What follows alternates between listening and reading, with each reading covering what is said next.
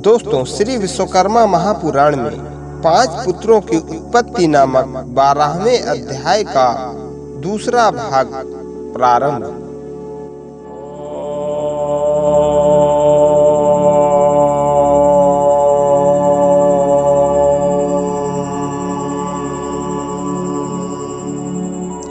पृथिव्यां सूत के पुत्रा स्थापिता विश्वकर्मणा जनानां कार्यसिद्धार्थं तन्नो विस्ताराद् वद। आगे की कथा आप लोग ध्यान पूर्वक सुने। प्रभु श्री विश्वकर्मा की आज्ञा मिलते ही वासुदेव इलागढ़ की ओर रवाना हुए तथा वहां जाकर प्रभु की इच्छा अनुसार सब कार्य भी कर दिया। फिर प्रभु को आमंत्रित करने के लिए इला तथा वासुदेव ने प्रार्थना की। उस समय सबका मनोरथ पूरा करने वाले प्रभु श्री विश्वकर्मा ने समाधि में ही सारी बातें जान ली। वे इलागढ़ में सबको आनंद देने के लिए निरंतर प्रकट हुए। अब श्री प्रभु को आया देखकर इला और इलाचल की आंखों में आनंद के आंसू आ गए। उन्होंने गदगद वाणी से प्रभु की आराधना करते हुए पूजन किया। प्रभु के इलागढ़ में निवास करने पर वहाँ हर तरह से फूल हमेशा के लिए खिले रहने लगे। यही नहीं, अनेक तरह के वृक्ष 12 मास उत्तम फल देने लगे। जब तक प्रभु ने इलागढ़ में निवास किया तब तक वहाँ अपमान, मृत्यु, अकाल, जन्म मरण तथा भय शोक सब समाप्त हो गया। इस तरह वास्तु सहित नारायण प्रभु श्री विश्वकर्मा ने इलागढ़ में लंबे समय तक निवास किया। इसी बीच एक दिन वहां ब्रह्मा जी पधारे तथा अपने पर आई व्याधि को दूर करने हेतु उन्होंने प्रभु से प्रार्थना की।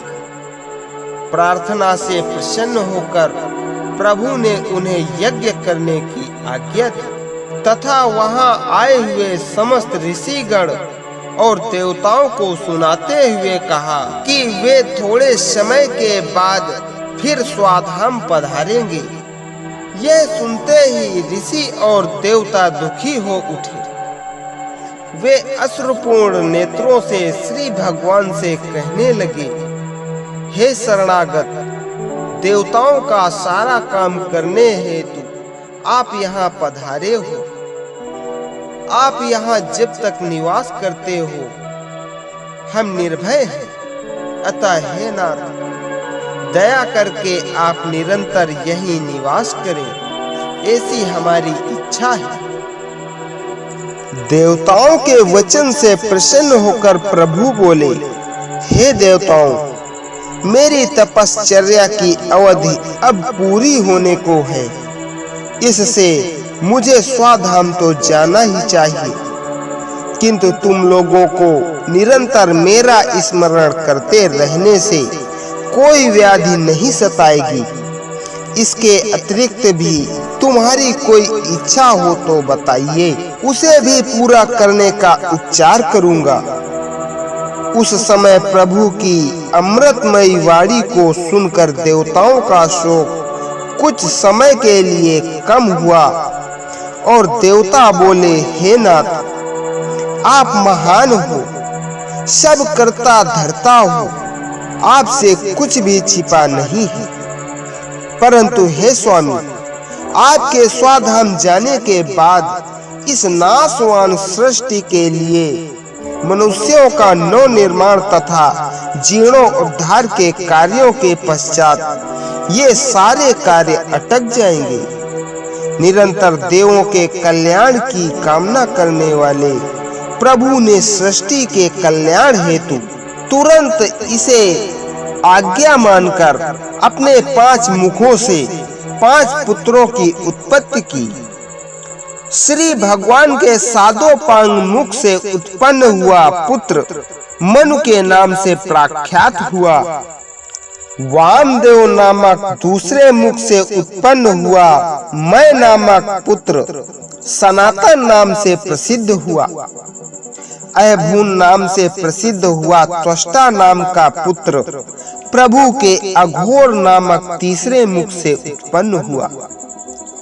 चौथा तत्पुरुष नामक पुत्र अर्थात शिल्पी की उत्पत्ति हुई और 5वां ईशान नामक मुख से दैवज्ञ अथवा सुपर्णा उत्पन्न हुआ। श्री प्रभु के मुख से उत्पन्न हुए उनके ये 5 पुत्र ब्राह्मण हुए तथा उन्होंने श्री विश्वकर्मा प्रभु से संपूर्ण शिल्प विद्या का अभ्यास किया। श्री विश्वकर्मा के इन 5 पुत्रों से उत्पन्न हुई उनकी सारी प्रजा ब्राह्मण हुई तथा 5 मुख से उत्पन्न हुए वे सब पुत्र पंचाल नाम से विख्यात हुए। इसके बाद इन 5 पुत्रों ने विश्वकर्मा प्रभु से दीक्षा लेकर अनेक शिल्प कलाओं का सारा रहस्य सहित अभ्यास किया तथा सृष्टि के सभी जीवों के हित के लिए उन्होंने विश्व में बहुत नव निर्माण तथा जीर्णोद्धार की रचना की। दोस्तों, श्री विश्वकर्मा महापुराण में 5 पुत्रों की उत्पत्ति नामक 12वें अध्याय का दूसरा भाग संपूर्ण। बोलिए श्री विश्वकर्मा महापुराण की जय।